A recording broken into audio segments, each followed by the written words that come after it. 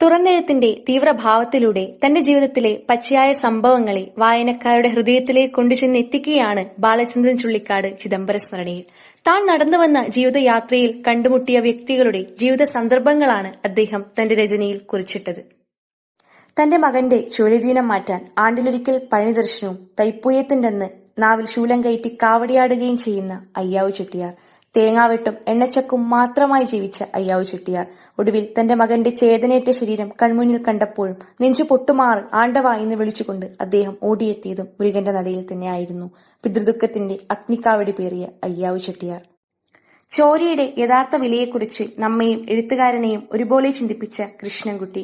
മരുമകളുടെ മാനസിക പീഡനം സഹിക്കവയ്യാതെ അലുമിനിയം പാത്രത്തിൽ കുറച്ചു നാണയത്തുട്ടുകളും മറുകൈയിൽ വേളാങ്കണ്ണി മാതാവിന്റെ പടവും വാടിയ റോസാപ്പൂവുമായി നടന്നു വന്ന ഉണങ്ങി വരണ്ട കാൽപ്പാടുകൾ.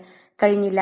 ദക്ഷിണാഫ്രിക്കയിൽ വിമോചന പോരാട്ടത്തിന്റെ ഭാഗമായി വെള്ളക്കാർ കൊന്നൊടുക്കിയ തന്റെ 4 ആൺമക്കളുടെ ഓർമ്മയ്ക്കായി 4 കൈവിരലുകൾ വെട്ടിമാറ്റിയ മാർത്ത അമ്മൂമ്മ. അങ്ങനെ ഒത്തിരി അനേകം കഥാപാത്രങ്ങളുടെ യഥാർത്ഥത്തിൽ ജീവനുള്ള വ്യക്തികളുടെ സംഗമമായിരുന്നു ചിദംബരസ്മരണ.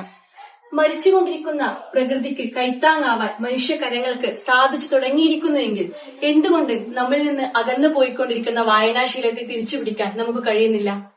മനസ്സ് തുറന്ന് വായിക്കാൻ കഴിയുന്ന ഒരു മികച്ച വായനക്കാരനാകാൻ നിങ്ങളെ പ്രാപ്തമാക്കുന്ന ഒരു അവസരമാണ് ചിദംബരസ്മരണ എന്നതിൽ സംശയം വേണ്ട. വായനയാവട്ടെ ലഹരി.